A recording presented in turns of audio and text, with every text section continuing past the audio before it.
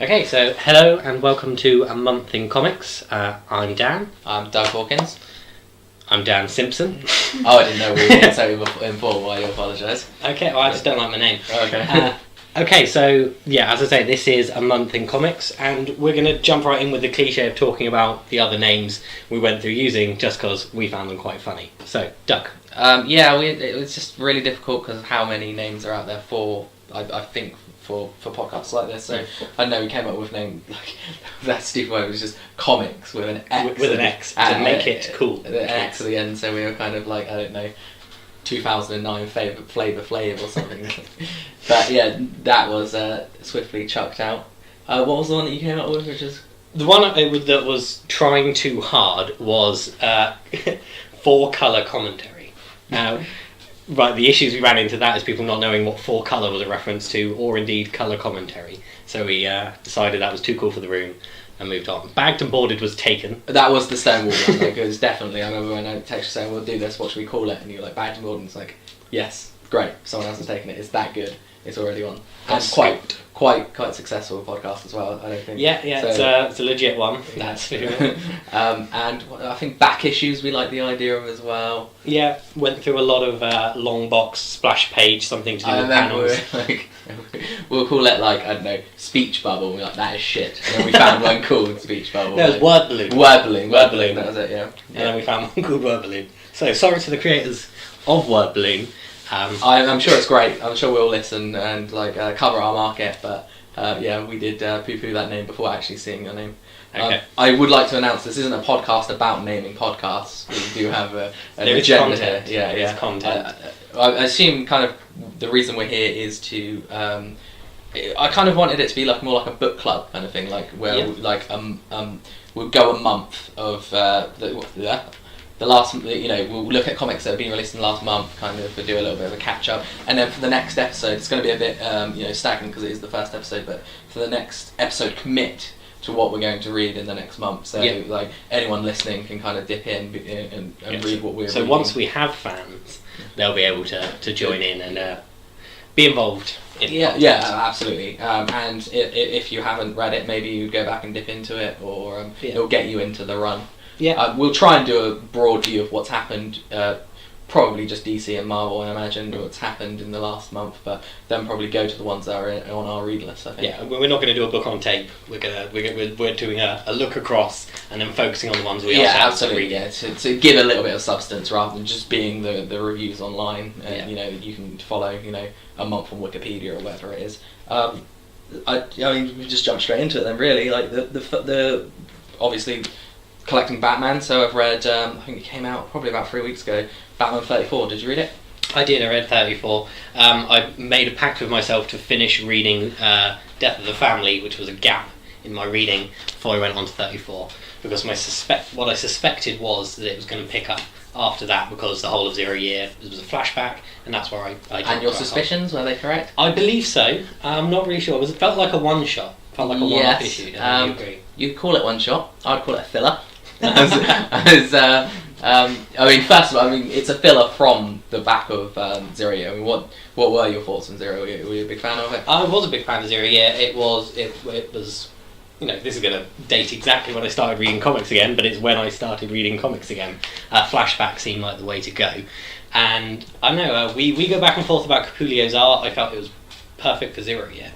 I agree. I mean, for Death of, I don't think it was perfect at all. I think a little bit more grittier, something a bit more crisper. Not necessarily Jim Lee, but it's more detail on that Joker. Yeah, exactly. But for definitely drawing that Red Hood is absolutely fine. I loved Zero Year. I will admit, we had 13 issues of that, not including the villains. Yes. Yeah, I was ready to stop. I was ready for it to end when it ended. I mean, Zero Year split itself into the 3 sections. We'll go by, I don't know how he's named them, but we'll go by the villains. We had the Red Hood stuff. Mm-hmm. Then we jumped into the Doctor Death, I believe it was. Yeah. So once the Cape and Cowl was on, exactly. So Doctor Death, sorry. But already then it was teasing the Riddler stuff. I mean, well structured. The fact that Riddler turned up in day dot and ran. So we had some Enigma stuff straight away. For me, my favourite stuff was the Red Hood. I remember when we were talking about it when it came out, and I was very much like really like he's just doing year one, but literally layering on. In fact, there is that scene where he does the scene in the bit in year one where he's like, Father, I will become a bat. He's in the dining room. It is, yeah, but in Zero Year he literally layers it on with some sort of alien tech. Yeah, a projection of the Batcave. Something out of the Stark Industries. Yeah, exactly. And that literally was layering on top of year one. But it then just became really, really smart. I don't think, I might be dating myself, there might be stuff out there, but I don't think we've had something as good Red Hood-wise as that. I think he's always been a little bit of a bit part until, Jason Todd took over. So to have the start of the Red Hood gang like that was absolutely fantastic. I loved it.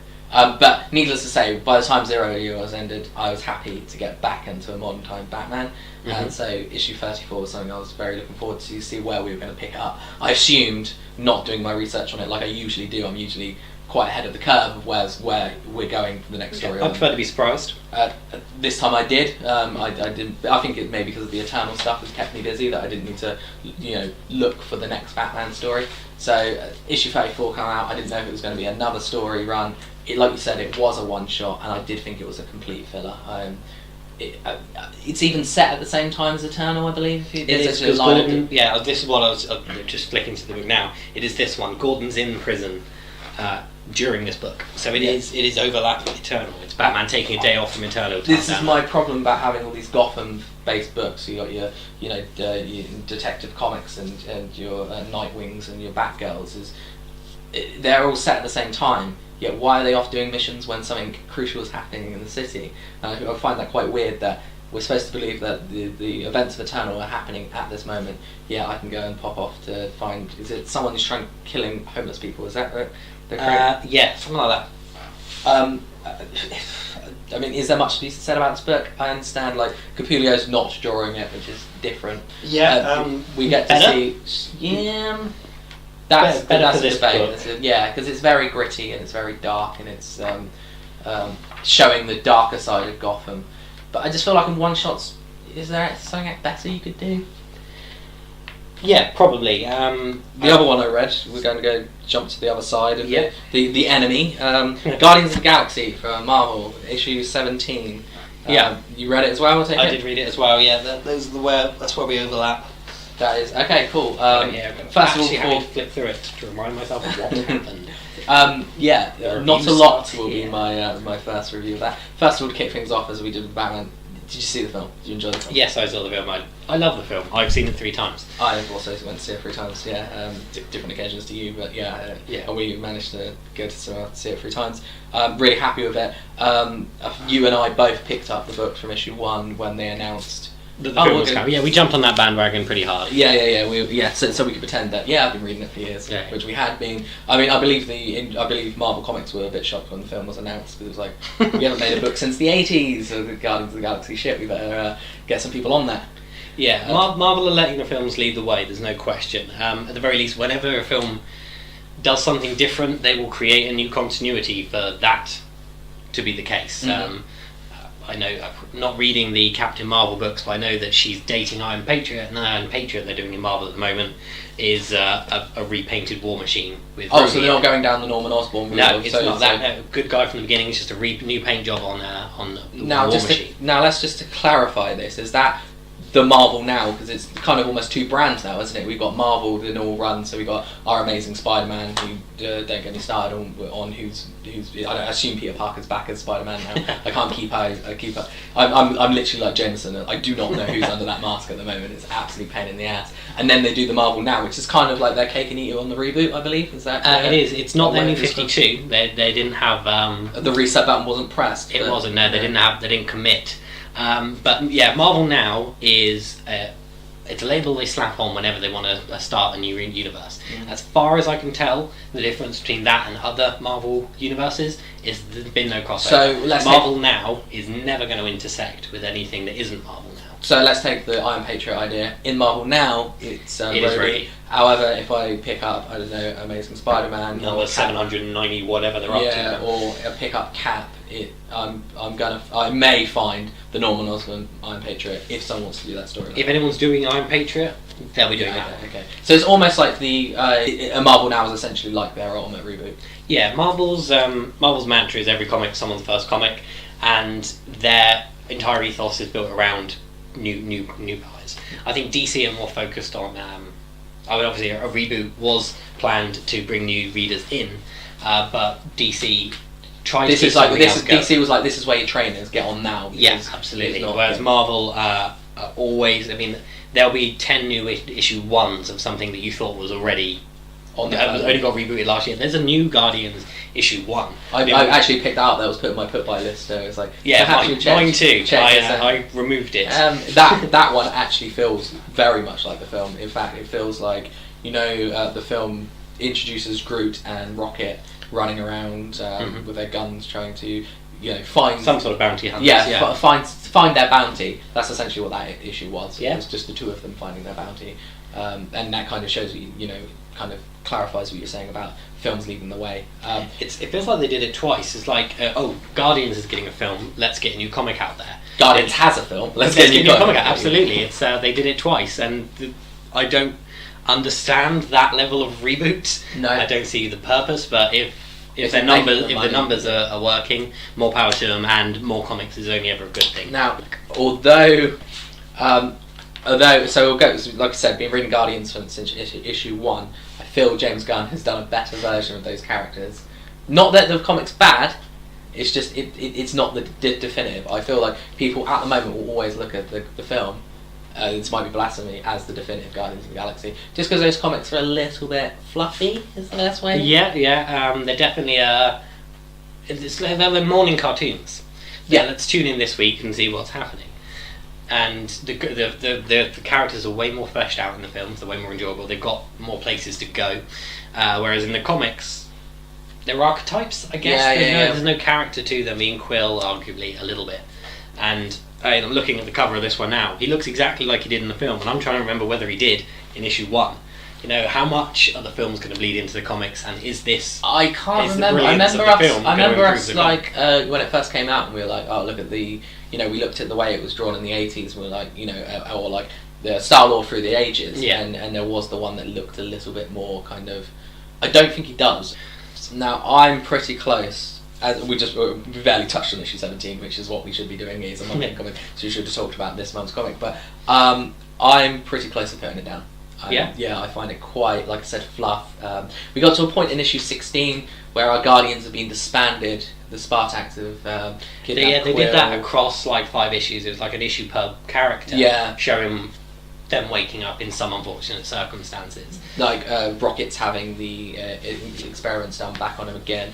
I think the Badoon has kidnapped Gamora or something like that. Yeah, and Angela's shown up, who's not a character we're going to see in the films, I would imagine. And I'm surprised they stuck around with it.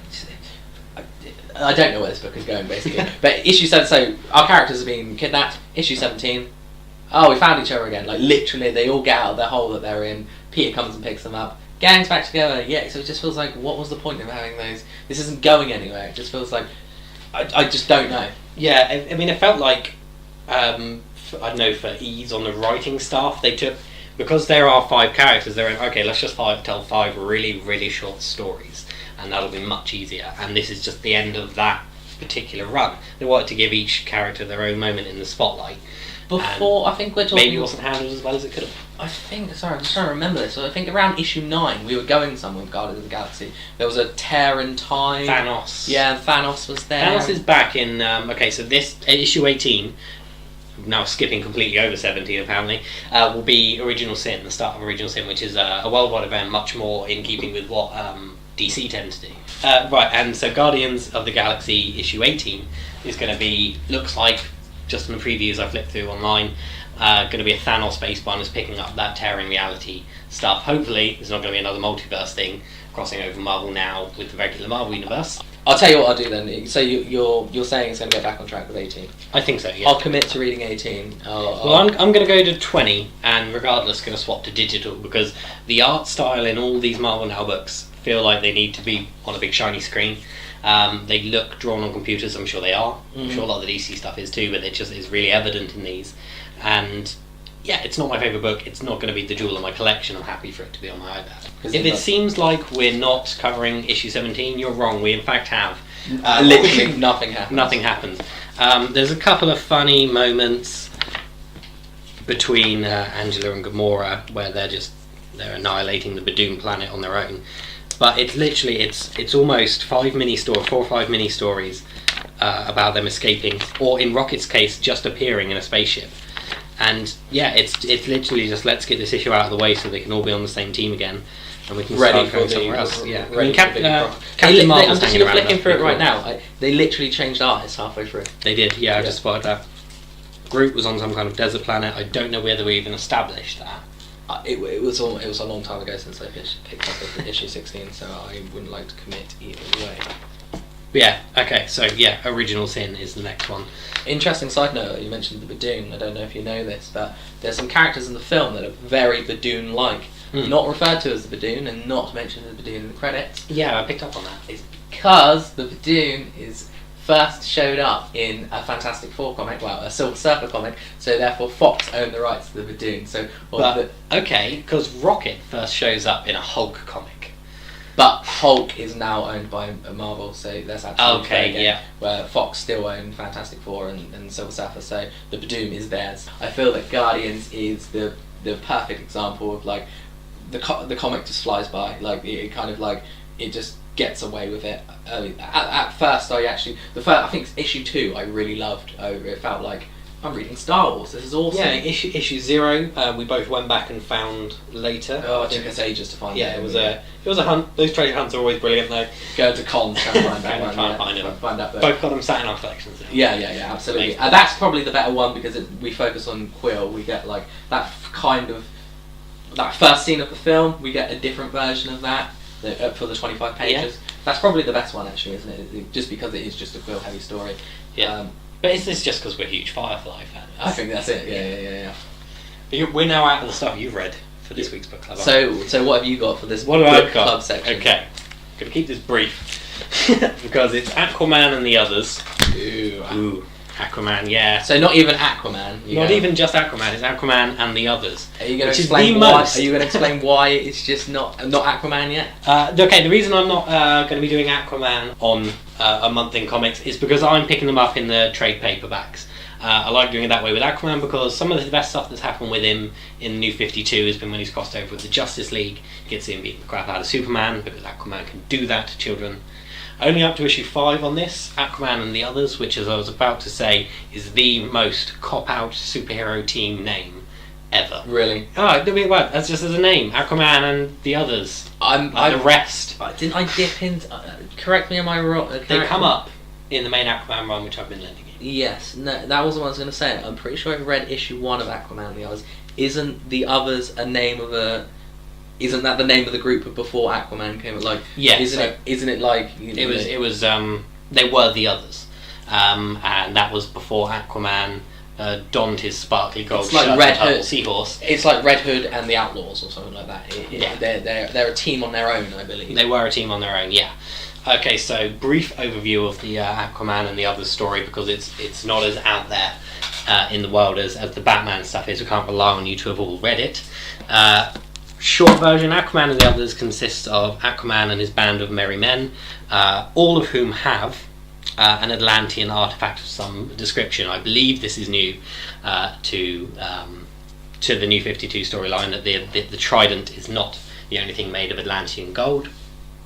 So he has that, and then everyone has their own weapon. It's the main one, and then but the story concerns the history of Atlantis, the origin of the gold, and the band of merry men that he's assembled. At the moment, the story, we're only 5 issues in, we're dealing with someone else who wants the Atlantean gold for historical reasons. I can't remember what the... I think human, his name, or is he about it? He was human. His name is Legend. Right. Okay. He literally says "I am Legend" at one point, which made me giggle. But his beef is that his dad and Aquaman's dad, many times removed, didn't like each other, and they have some dispute over who should own the Atlantean gold. He is subsisting by necromantic magic, transporting his essence, his soul, into various automaton constructions. His end game is to build one out of the Atlantean gold and live forever, because, as we all know, Atlantean gold is indestructible. don't we? We all knew that. We do. We do. know that, We all know it now. I mean, didn't Zack Snyder go on radio recently and... He did. This was something I was going to bring up. Zack Snyder, God bless him, the geek, was evidently listening to some morning zoo radio show that would happen to be slagging off Aquaman. I don't know whether it was in reaction to the news of Jason Momoa's casting. I think it was just in general. It was just in general. They were talking. It's Wednesday. Let's rag on Aquaman. They'd watched Robot Chicken that night or something. Yeah. But they're laying into Aquaman, and then we've got Zack Snyder on the line, who promptly schools them on Aquaman a little bit. I can't remember everything he said. He talked a little bit about the trident cutting through. The trident cutting through Superman's flesh, and then he sort of backpedaled immediately, going, "Not saying that's in my film or anything. Bye." Yeah. And this is amazing. So if that shows up in the film. Which, in theory, I mean, it's. I'm not like everyone. Like everyone else out there, I'm not a massive Aquaman dude. Not everyone. His trident, isn't it magic? Is that the idea? It's indestructible. Okay. Made of Atlantean gold. Because one of Superman's weaknesses is magic, isn't it? So if there's some sort of magic property in there, it's presumably that. Yeah. I don't know how long ago it was established that the trident could cut Superman's flesh. I don't know whether that's just because it's hard, you know, or whether it is because of the magical element being a weakness to Superman. But I mean, in the Justice League run, Aquaman can go toe to toe with Superman strength-wise. Yeah. I don't know whether that's true on any day or whether he just has to catch him unawares, but Aquaman is a worthy opponent for Superman. And so that's why it's great to read the stuff that Jeff Johns did, which confronts the issue. You've read these. He confronts the issue of Aquaman being a bit of a B-lister by taking it head on. Aquaman deals with people who live in a world of heroes regarding him as a B-list hero. I'll give you an example. He goes to a cafe and someone rags on him like, "Don't you talk to fish?" And he orders fish and everyone freaks out. Yeah. And he's like, "No, I communicate with fish." One side note I will say about, because I've heard many defender of Aquaman due to the new 52 Jeff Johns one. I think he does kind of bring up the fact that there's these stigmas. I don't think he addresses them and changes them. However, Jeff Johns did, before the start of New 52, do the Brightest Day storyline. Yeah.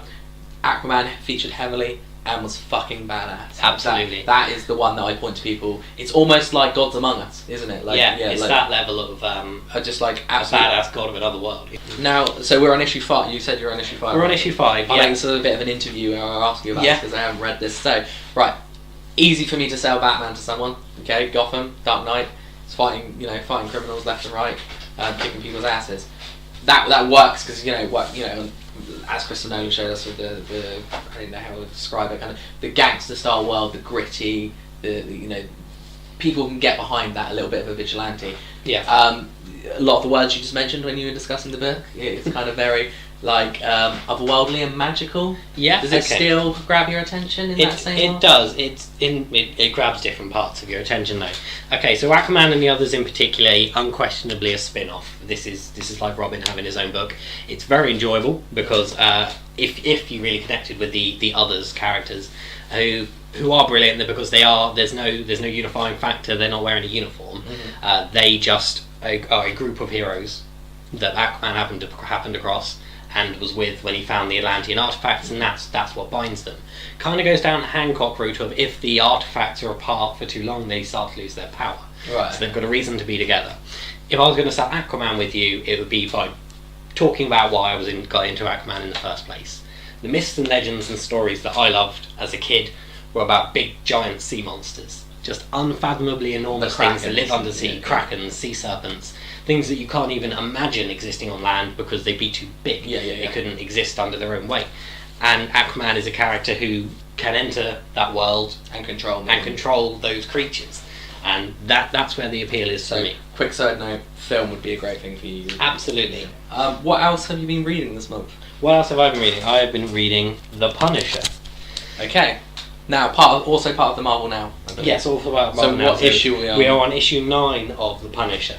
Also, I will just briefly touch on the fact that there is a spider on the front cover of this one, because it is a Black Widow crossover. Okay. It's not an important crossover. It tricked me. I downloaded on my iPad. You must know what happened. I must know that, but there's some other thing here. But no, literally, they are both on completely separate missions and end up briefly on the same boat. Oh, okay. I think. Buy each other a cup of coffee or something like that. Kind of. I think it's hinting at that she's going to kidnap him, so it might continue into another story. But at the moment, they got to sail out. Same place, same time. They got to sail out me. Well done, Marvel. Now, only reason I'm initially picking up this book is because I got my, I'm going to say brother-in-law. Not me and my partner are married yet, but he will be my brother-in-law. Got him into comics recently because I found out he used to be into the Punisher, and twisted his arm into buying the Marvel Now relaunch. Obviously, we're only going back 9 months here. Not even that. I think this was started off as a fortnightly book. Right. Okay. So it wasn't going back that long. Got him into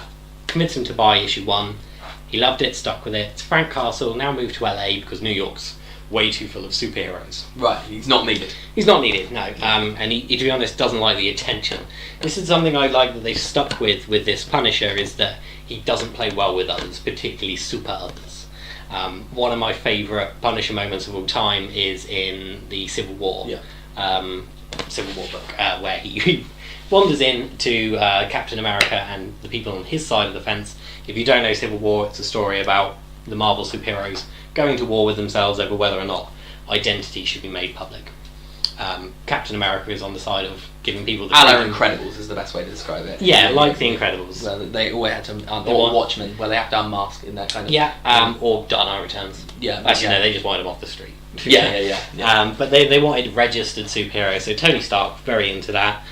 Because everyone knows his identity anyway. Of course it's easy for him. Absolutely. And Captain America, on the other side of the chessboard, presumably everyone does know who he is. He only fought for the right for it. I remember Absolutely. that being the thing. He wasn't against everyone saying it. He just felt like there should be a choice and he would fight for that choice. At the start of that story, Bucky is Captain America, and he's just Steve Rogers, the hero. Yes. So it's I think I like that it wasn't a masked hero fighting to keep their mask on. What I found very interesting about that thing is Daredevil. He fought for the other side. He fought for the idea of keeping the mask on. Everyone knows he's Matt Murdock, though, unless they kind of got rid of that storyline. One of the biggest things to ever happen to... They had to draw a line somewhere. They also had to completely write out the X-Men because they would have complicated matters way too much. It would have been way too much fight on one side or the other. But yeah. Putting that aside, although they do. Sorry to bring this up. I know we're going completely off.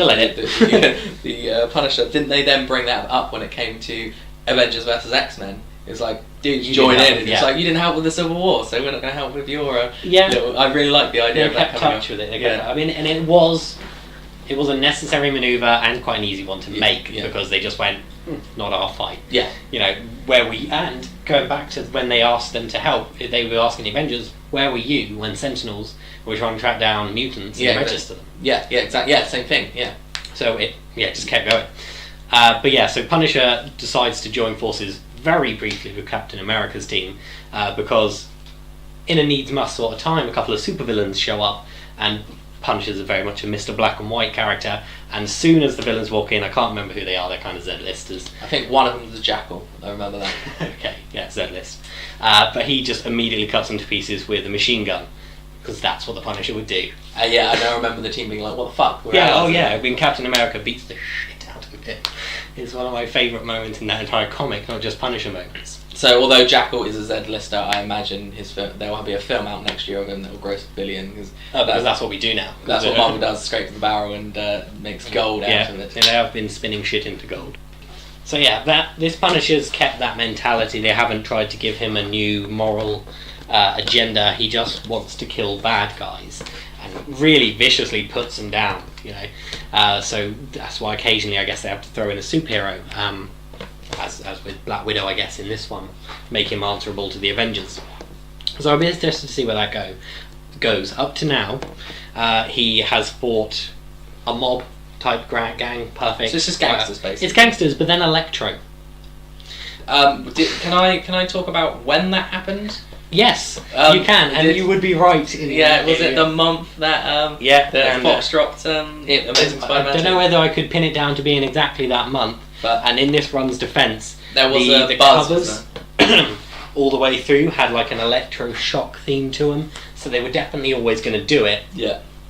Who knows what came? Well, it was announced years ago that it was going to be electroshock. And let me tell you, he wasn't wearing no big yellow spectacles or green jumpsuit. He's sleeky and blue and wearing a miraculous jumpsuit.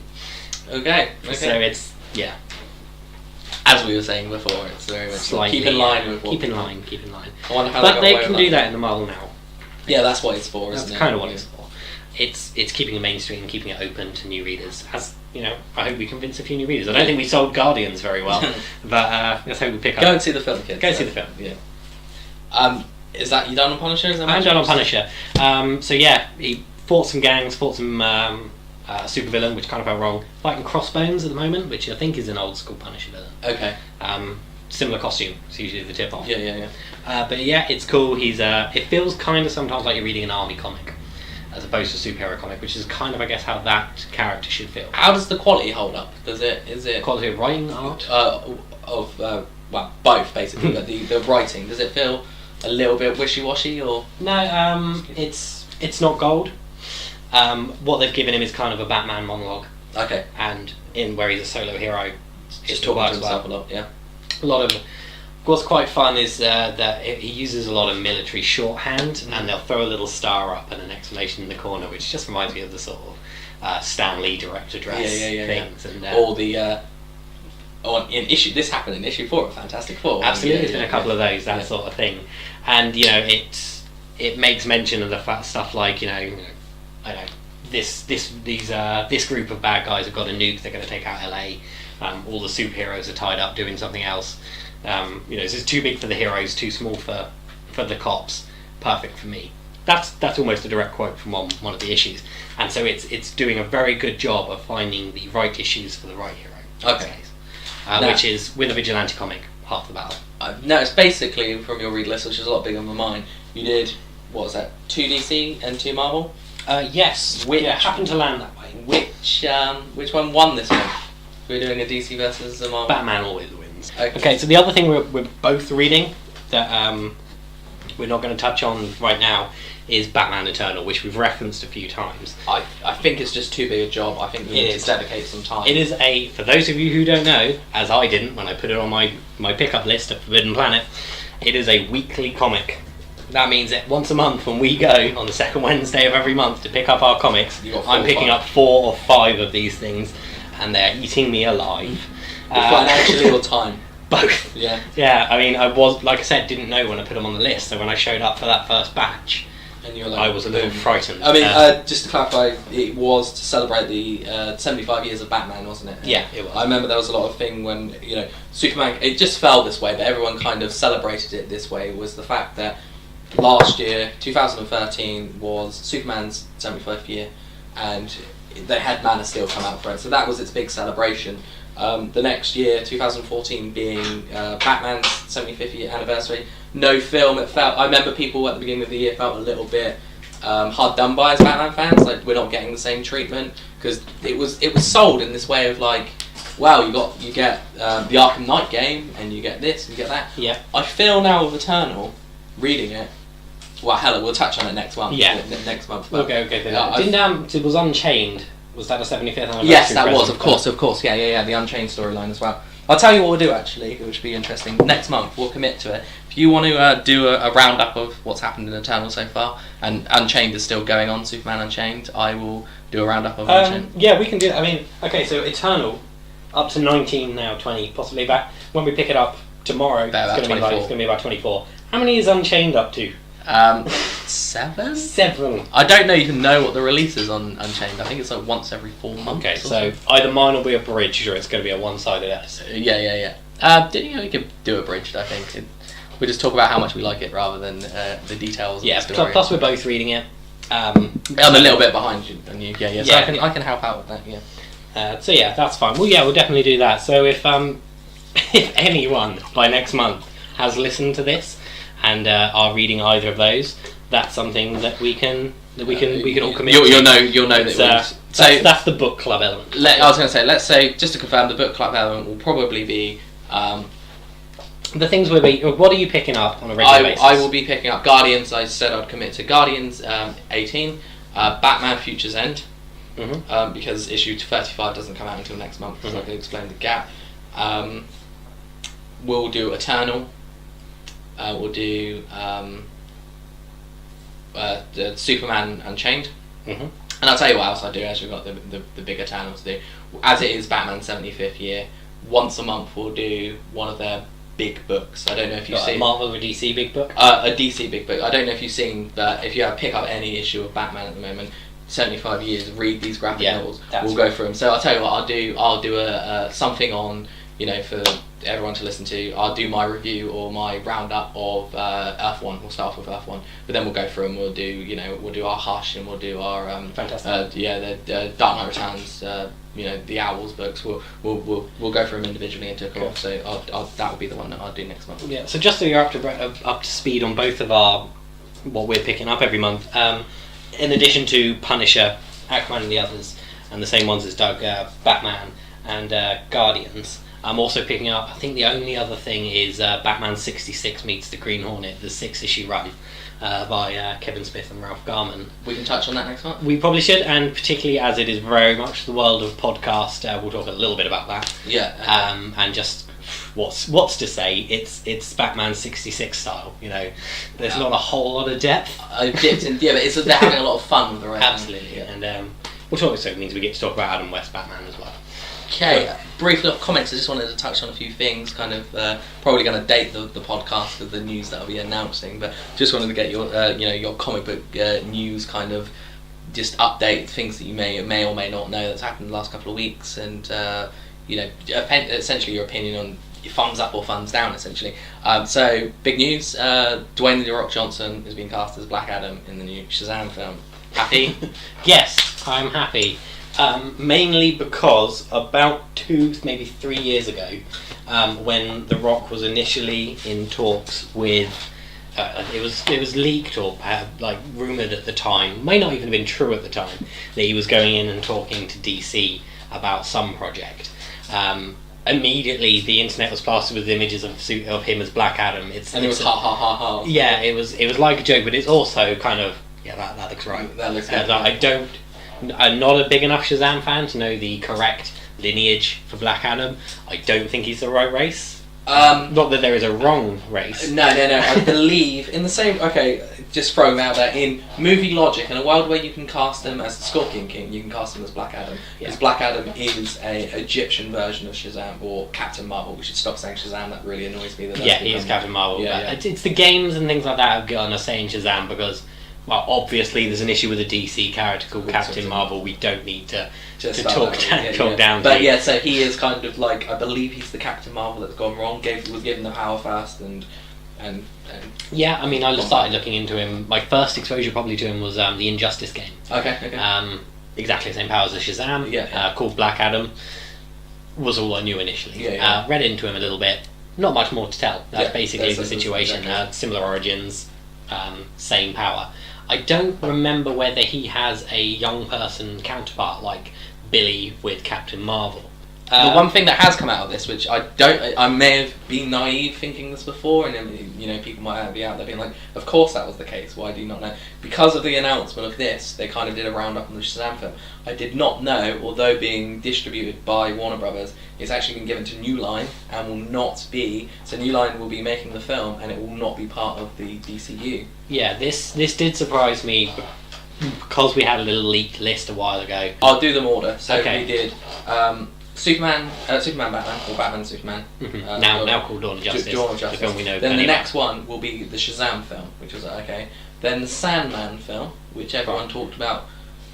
They were talking about starring Joseph Gordon-Levitt and not being part of the DCU. Okay, so that one we were thinking. Then we go straight into the Justice League. Then after the Justice League, we'll get a Wonder Woman film. Then this is the weird one, a Green Lantern Flash crossover film. Yeah, that was a weird team up for me. Yeah. And then straight into Man of Steel 2. They were the ones that they announced.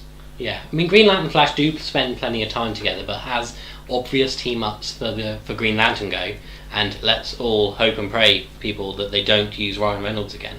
The Green Lantern obvious team up is Green Arrow, right? Yeah. Just because of the old 70s comics. Absolutely, and the hard traveling hero story, the Green. Yeah, you know? yeah, obviously as well. But we can't use that Arrow in a film, presumably. I called him Arrow, so there we are. Yeah. We now know who I'm talking about. It's been confirmed. This is the weird thing. I should actually get my sources before I say this, because we're saying this leaked story, this leaked list isn't confirmed. From the same world of internet, it's also been confirmed that the TV universe and the film universe are not the same universe, so there will be a new casting of Flash. I don't think Green Arrow will make it into the film universe, so no worries. I guess we've already sidelined one Archer in a set of comic book films. Yeah, he would because they would have to tone him down, because he'd have to be a supporting character in a world where we've got Green Lantern and Superman. It would just be another Hawkeye. Yeah, agreed. Probably lesser. He'd probably be less useful. He might get away with having a boxing. I mean, we have Batman as well as that kind of the mortal that can. Yeah. So we don't need the Green Arrow in that universe, I don't think. That's what I was going to talk to you. That was another thing that I had mentioned. Not really news, but we're in September now. This time next month, we are going to be swimming in DC TV shows. I don't know if you've seen the schedule, but I've written it down essentially. This is if you're in the USA. I don't know how this is going to play out in England or how we're going to get filtered these programs. But if you're a person living in the good old USA, you can sit down, your weeknights are sorted, because you've got Monday, the Gotham TV show on Fox. Tuesday, you've got the Flash on CW. Stay tuned on Wednesday, because you've got Arrow also on the CW. Thursday, you can take a night off. I don't know if they've got American football on or something. Friday night, cozy into a bit of Constantine on Constantine. on NBC. Now, is this thumbs up? Are we all happy, or is this too much? The thing is, all of those shows have got very different flavours, haven't they? So when are we getting the Shield TV show back as well? I believe this fall. Like, this is the word that the Americans use, fall. It's just like the same as we're going to get Game of Thrones and everything is coming back very soon. Okay, so there's going to be a lot of different content out there, but I don't think the same people watching Gotham are going to be tuning in to watch Constantine necessarily, or certainly I don't see a great deal of overlap, other than just the people who want to watch everything comic book related. Yeah. And to those people, there's no too much. Yes, Gotham is not going to have the same audience as the Shield TV show. No, of course. They're making very different shows. Yeah. And so I think as long as... Yeah, and I think they're in the right tones as well. Marvel definitely needs to be more light-hearted, like the Guardians of the Galaxy comic. Yeah. 1 week, something interesting's happening. It is working towards something. Procedural. We get it done. Procedural. Could do with being a little bit more Joss Whedon, that show. I think we were all a little bit disappointed that that's what I was expecting. The master of ensemble just didn't deliver a cohesive I don't think he was cast. actually really that involved. Like, I don't. It's all Jeff Lowe, but then. I don't know who's penning the script, but I was always under the impression this was Joss Whedon's Shield, and I'm very disappointed that. I wanted Firefly with Tony Stark. Yeah, exactly. Well, I knew that Stark wouldn't be turning up, but I just thought that we'd have a fun. Because you can just write whatever characters you want that work for Shield, and they're just working. But that wasn't the case, and we got something. The one we always go back to was we talked initially about so what worst case scenario? This is just going to be them tidying up the mess of the films, and then Thor 2 comes out. Literally, and they are literally cleaning up the debris from the attacks in Thor 2. Yeah, absolutely. Yeah. So for you, isn't too much for you. No, it's not too much because they're not all trying to make the same show. If they're all getting cancelled by one, which one are you keeping? Gotham. I would agree. I watched a couple of the promos last night, and I'm really happy with that show. I didn't realise it looks better than I thought it was going to be. It's very cinematic. I don't think it's going to be too procedural, episodic. Do you reckon it'll drag its heels a la HBO programming? You say drag its heels like it's a negative. I think the pace of HBO is absolutely brilliant. I don't think it will be. I think it'll be that middle ground, like a Bates Motel or I hope it's as good as that, or what's the other one that's quite good, like Hannibal. They're kind of like medium grounds from TV and HBO TV. Like you have those two shows. So you don't think it'll be keeping the pace up like an Arrow or No, I mean Arrow is you set your watch by Arrow, can't you? It's like you've been in a costume 3 times. Yeah, we've got to see him in the costume three times. It's got to be an action beat every quarter, and that dude's got to be in prison by the end of the film, and the end of the episode. Sorry, and that's the. And at some point, I mean, I haven't seen season 2 because I want to watch them all together, and I can't seem to find it anywhere without resorting to illegal downloading and compromising on quality. So hopefully it'll hit Netflix or something soon, and I'll be able to marathon them. But from what I could tell from watching season 1 and from what I've heard of season 2, just every now and again John Barrowman shows up to be a panto villain and just injects a new little bout of life into it. I wouldn't. It's not life that. I find Arrow. I'll go on to a little bit. I've actually seen. I watched them this weekend.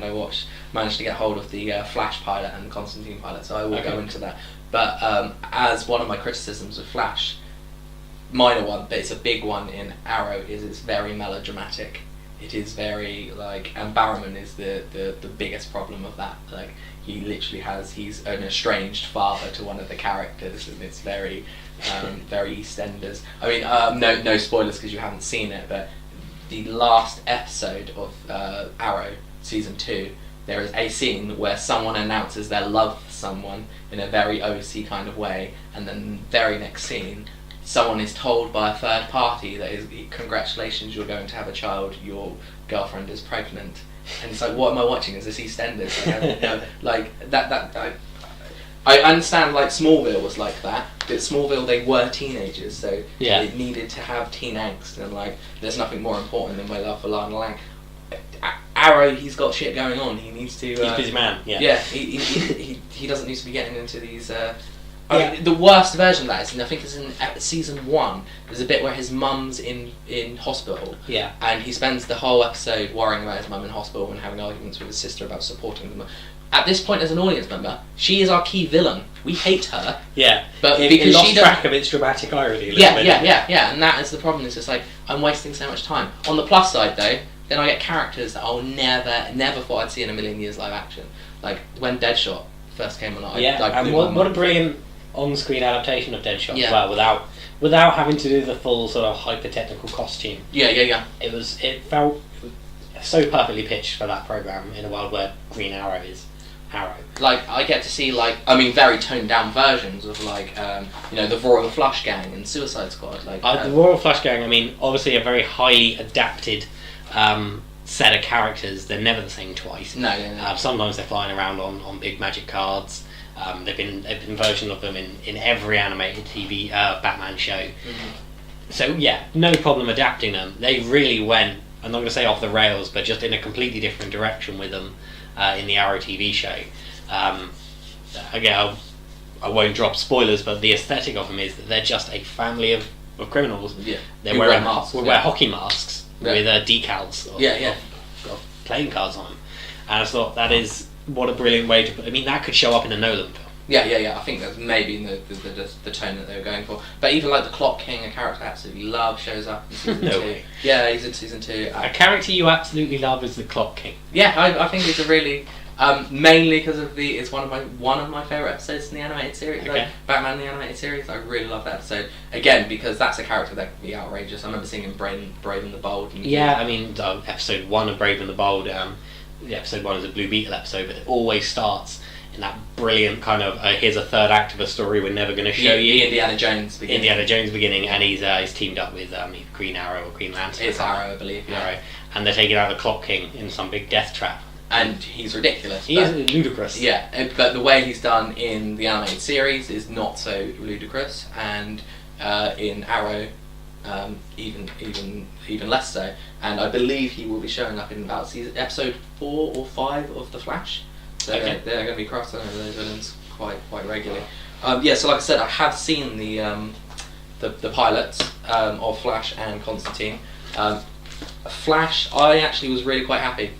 It stars the kid from, I believe he's in Glee. I remember when he got cast. Yeah. Yeah.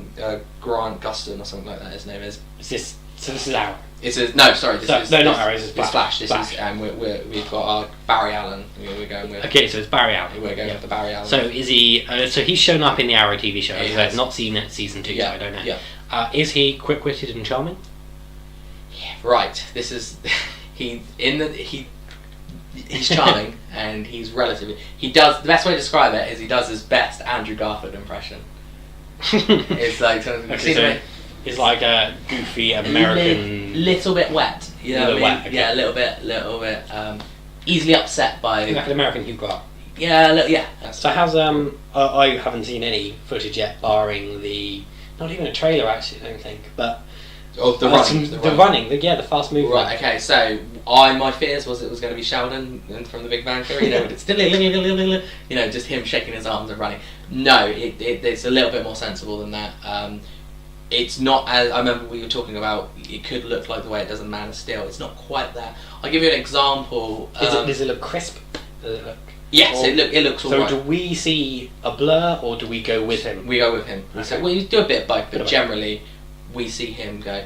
The best way to describe it is remember the Avengers Quicksilver that we see at the end of Captain America 2. He was so it kind of has like a Nightcrawler movement to it without a puff of smoke. Yeah, he has that going on for a little bit of it, where he, when he first learns to run, he has that kind of uncontrolled shake and move. Okay, that's cool. Like not as good as the X-Men Quicksilver. That we talked about as soon as we came out of that film. We saw it together. We could not believe for a throwaway character that they dumped in that film almost out of spite. Yeah. For the fact that the other franchise was going to get to use him as well. They did such a fantastic job of his fast movement graphics. It was like an accidental piece of genius. It's obviously not as good as that, but it feels like there's a team of people just sitting around like, what cool shit can we do with him while he's running? Like literally there's a lot of, may just be the pilot that they come up with a lot of effort, but there's remember there's a shot where he has to grab someone in the air and he does, chasing a car and jumps through the window. I mean it's TV, so they're going to keep coming up with new ways for him to use his powers. Eventually he'll be vibrating his way through reality. Without spoiling the pilot, the answer is yes. Fantastic. Is there a cosmic treadmill? No, there is no. Well, not yet. This is the thing. It's set up that he has a team of people working because it's their Hadron Collider idea that's going on. Which is, by the way, they do rush a little bit in the pilot over the origin. Yeah, very convenient. It's almost like that episode in Arrow did a better job of doing the origin than this TV. It's almost like you've seen that Arrow episode. You know, so it relies on you a little bit to have seen. Well, no, it still ticks all the boxes just very quickly. Okay. So it tells you all the information you need, but it doesn't let you breathe, or it's like we need to get into this. It's almost like it doesn't want to bore the existing. So you say you've seen the pilot? Yeah. Okay. I say pilot. I imagine it's episode 1. Okay. In the way. Did that come complete with opening titles? Come with opening titles? Yeah, because I'm just thinking Ed Norton's Hulk. There's a lot of story you can tell in that sort of opening 1 minute you get to completely tell the Flash's origin through stills, effectively. So they might just be trying to get that out of the way and get straight into the action. And I feel like it is that as well. Like I said, I'm almost talking as if they go for it too quickly. They don't. It is enough information. We start off with a flashback of Barry with his mum, then the death of his mum, and then. But it just feels like more with the lightning flash. That specific scene was done so much better and better edit than it in the Arrow episode. So it's almost like you've seen it, so we don't need to show you again. We're going to bore you if we show that again. It's absolutely fine. There was a few like little cameo. There's the Arrow cameo in it. He runs to Starling City to talk to his best pal, Oliver Queen, which a little bit into the Grand Canyon. A little bit cheesy, but it was enjoyable because it's like, hey, you get to see those two characters together. There's a nice little Grodd little Easter egg. Yeah, like the hat. So he wakes up in the lab, the Star Lab, which is where the Hadron Collider went off. And so Star Lab is not in Starling City. In whatever city this is. I apologise for not remembering the city that. Don't they just call it Coast City or something? I think so. Yeah, we'll go Coast City, something like that. But yeah, so they were doing all sorts of shit in this lab, and they walk past the cage, which is all broken up, and with the name tag Grodd on it, which is really, cool. Really nice. Do you reckon they'll go anywhere with that? Or is I think so, yeah. I mean, a bit of a job for Andy Serkis, but then some no-cap hates. He loves the action. Yeah. Is he ever going to work with his face again? No, I don't think so. I mean, I don't like him acting live action. I can think of one film. Yeah. Yeah. I don't know that I liked him. Oh, that he actually did. That he did, yeah. I was going to say that you liked him. Technically, okay, in the extended Lord of the Rings, we get to see Smeagol. Yeah, okay, and that was a good performance. Yeah, I'll go with that one. Yeah, it was good. The other one as well is they need to go to an abandoned airfield somewhere with a runway. Yeah, it's got to do some tests, so it's some ferrous air. We get ourselves a little green. Oh, that's cool. We get ourselves a little Green Lantern cameo, like a little Easter egg, which was enjoyable. Building its universe. Yeah, no, I can't imagine them going anywhere with that, but it was just really nice to see, and it is just cool, just like people, with powers doing shit. It's cool. Cool. And that's why. Does that kind of feel like what was missing from Arrow? Yes, exactly. I feel like that's what I mean with Arrow. Subject matter would be great in a different pace. This is perfect for that kind of thing. Okay. So this is going to be our morning cartoon kind of thing. To keep going back to it, I mentioned this several times. It's because it's kind of the archetype of TV, superhero wise. It is awesome. It feels so small, but it feels like we're back at that, and it just lends itself to superpowers. Really enjoyable. That's why, because the action's a little bit. Arrow's great to watch, but there's only so many times I can see them do a bike chase and then shoot an arrow while he's on a bike, and it's very hard to come up with those actions. They made the very logical decision partway through, most of the way through season 1, that you shouldn't kill people. Yeah, and that kind of kneecapped it a little bit. Mm-hmm. Poor choice of words, apt choice of words, because he had to start just kneecapping people all the time. Made for some cooler bow fighting, but something brilliant about those scenes where it's just a bunch of guards wandering around on the roof and then whip, and they all fall off the roof. But I don't know if I can watch that I will watch it every week because they'll throw in a villain that I absolutely love and therefore I'll tune in to watch it. But I don't know if I can be as gripped as I can with some superpowers doing that type of thing. One thing I will say about that I'll complain about it is the villain is Weather Wizard, and he is so underdeveloped. He isn't a character at all. He's just a nothing with powers. They give him an origin, but we don't spend any time with that character. So wait, the first villain we give the Flash is Weather Wizard. Yeah. Okay. He's a cool power. He's like Storm. He can control the weather. Okay, so we're just going people have powers. Yeah, essentially that is the format that they set up in the show. Is this Hadron Collider has created the Flash. It's also created. Did you ever watch Misfits?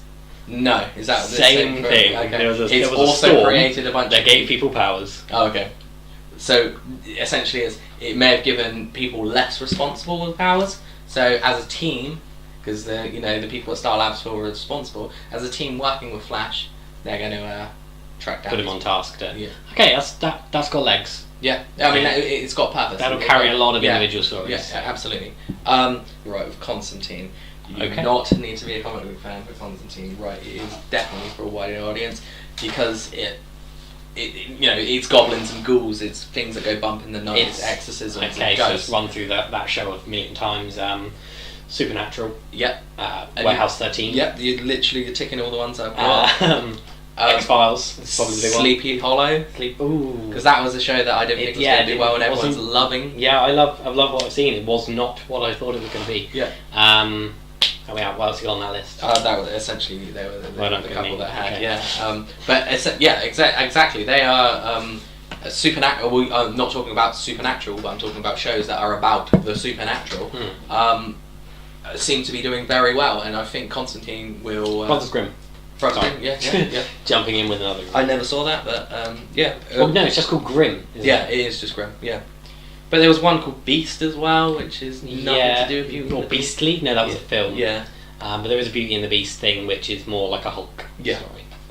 But people seem to be lacking the shit up, and I think Constantine will fit in there. I think people. It ticks. It's got two demographics basically. Yeah, absolutely.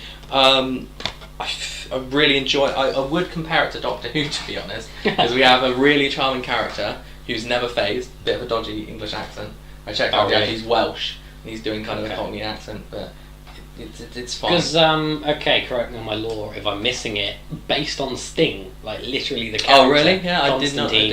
Drawn originally based to look on like Sting. You sure about that? Okay. No, but I think you might be thinking of another character.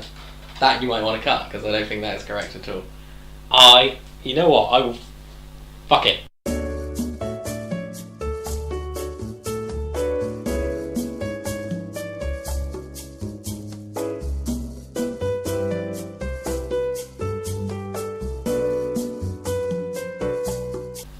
So if you're wondering about the new smug tone in my voice, we stopped and googled it, and I was right.